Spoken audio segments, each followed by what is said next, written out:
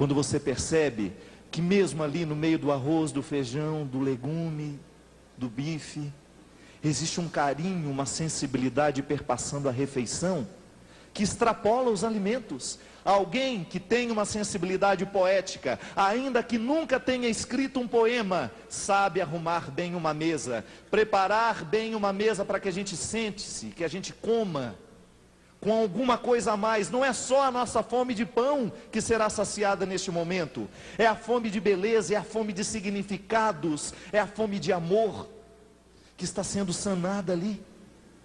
É alguma coisa de todo dia, de toda hora, que foi colocado de um jeito diferente. Quantas vezes eu recebi um presente, mas a descrição daquele gesto de me entregar o presente foi muito mais do que o presente. Pode ser que o bonsai venha morrer, Ana. Eu prometo que vou tentar fazê-lo ficar vivo. Depois você me ensina. Pode ser que eu não consiga cuidar como ele precisa, mas você pode ter certeza que o que você provocou dentro de mim, com suas palavras, não morre mais. Adélia Prado, gente, vocês já me escutaram falar muitas vezes dela, uma mineira de Divinópolis. Cadê os mineiros aqui? Tem muito mineiro aqui, que bom. Orgulhe-se deste nome. Orgulhe-se deste nome, Adélia Prado. Minas tem Adélia. Outro dia, estava ouvindo a Adélia Prado, através de um vídeo que chegou até mim. Ela dizia assim: o poeta, o artista, é aquele que consegue retirar a vida da mira do tempo. Olha que coisa bonita. Tudo é tão passageiro na vida, mas o artista consegue retirar a vida da mira do tempo. Aí ela dava um exemplo: meu pai me deixou um relógio que eu guardo as 7 chaves. Aquele relógio é um sacramento do meu pai na minha vida. É uma memória que não se apaga. Cada vez que eu pego aquele relógio, eu me recordo que ele foi do meu pai. Estabelece-se entre eu e o meu pai, ainda que ele não esteja mais vivo, uma ponte de significados. Um relógio me une ao meu pai. Mas pode ser que um dia venha um espírito de porco e leve esse relógio de mim. Ela não falou espírito de porco não, quem está falando sou eu. Pode ser que venha um ladrão e me roube o relógio, e eu perca a materialidade que significava o meu pai na minha vida. Aí sabe o que eu faço? Diz ela: eu escrevo um poema sobre o relógio, e jamais o relógio cairá no esquecimento. Porque o poema é uma forma de resgatar o que já não existe mais. Minha gente, um poema, uma arquitetura, um desenho, uma música, uma dança, tudo isso é arte. Mas muito mais, o que nós precisamos extrair do nosso coração é uma arte viva. É um jeito de ser gente que possa ser honesto com a sensibilidade que Deus resolveu esquecer em nós. A honestidade de lidar com esses limites. Se somos seres para a arte, somos seres naturalmente defeituosos, e quanto mais defeito tem um artista, melhor é a qualidade do seu trabalho. É estranho, mas é verdade. Conheça a fragilidade dos grandes escritores, dos grandes artistas, e você vai descobrir que quanto mais ele sofria por causa dos limites que lhes eram próprios, melhor era a qualidade do que ele fazia. Contradição. Talvez aqui esteja um pouco da hermenêutica que nós precisamos para entender aquela palavra de Jesus, que os fracos existem para confundir os fortes. Você mesmo deve. Você deve conhecer muito compositor católico que mudou a vida de muita gente, e você olha para a vida dele e fala: meu Deus, mas é um caos. Ele é um caos como pessoa. Eu fiquei decepcionado no dia que eu vi. Isso é obra de Deus a nos confundir. Mas você não pode negar a obra que Deus faz na sua obra. Você não pode negar. Aí onde é que está o nosso trabalho nessa história? Cuidar deste limite que está em mim, que está em você, para que ele não atropele o processo de Deus em nós. Que a gente tenha coragem de, pelo menos, com honestidade, A gente se colocar na necessidade dos retoques diários. Porque se então eu sou portador de muitos limites, maior terá que ser o meu cuidado com os limites que eu tenho. É simples, eu estou aqui.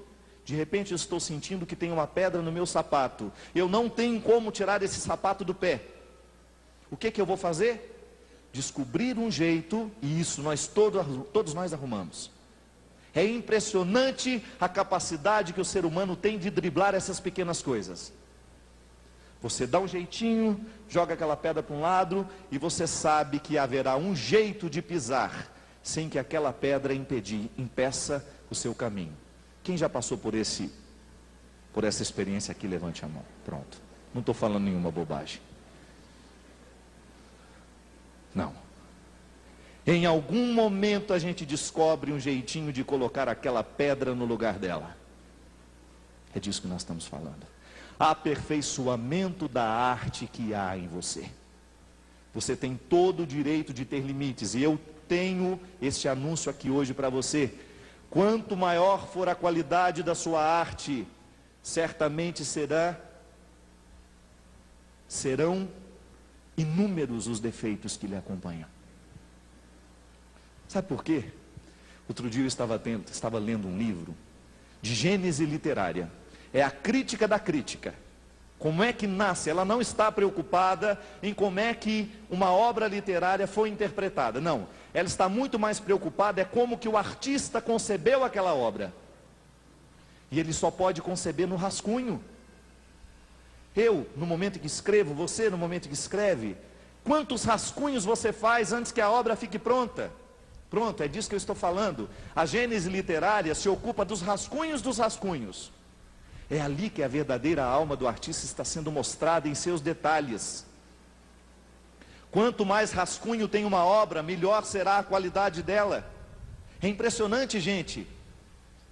Mas a experiência do rascunho, do limite, daquilo que você ainda não gosta, isso é absolutamente necessário para o humano poder viver o aprimoramento. Para que depois você devolva ao mundo a sua visão aprimorada, ainda que seja dos detalhes da existência. Para você descobrir um jeito bonito de dizer o que é trágico. Para que você descubra um jeito bonito de estabelecer as pontes da redenção que o mundo precisa. Gente, está todo mundo, quantas pessoas hoje estão mergulhadas no barro de Adão, das misérias que são próprias do mundo de hoje, e elas não chegam à condição do Cristo, ao altar do Cristo, é porque não existem pontes para atravessar. E ninguém anda em banguela. Não é bem banguela não, como é que chama? Pinguela. Pinguela. Banguela a gente também evita. Desce na banguela.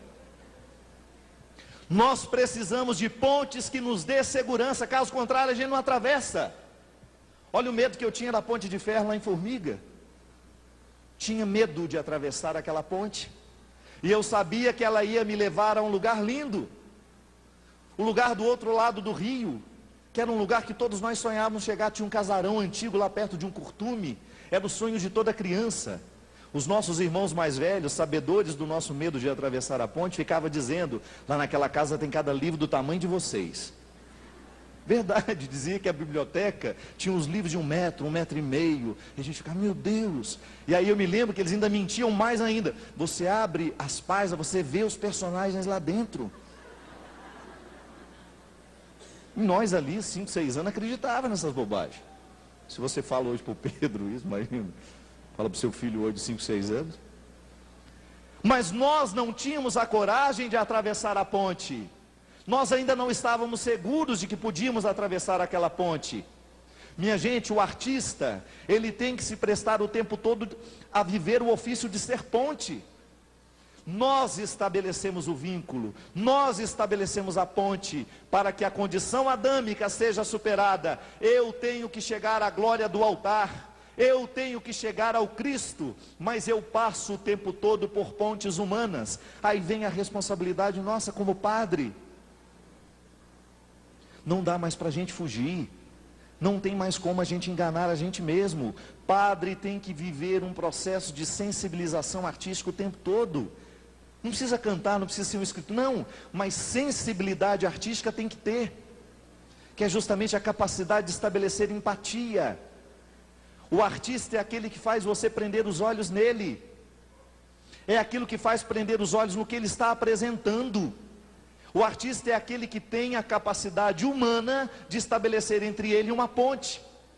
Porque se não estabelece a ponte, você não compra o CD dele, você não quer ler o livro dele, você não quer ver a imagem dele. Se você não o identifica como uma ponte que favorece travessias humanas, você não o quer. Dizem, eu não sei se é verdade, recebi isso também no e-mail. E-mail um pouco, muito mentiroso, mas eu achei a história bonita. Você já ouviu aquela música Flor de Lis? Valei-me Deus, é o fim do nosso amor, perdoa por favor. Pronto. Dizem que essa música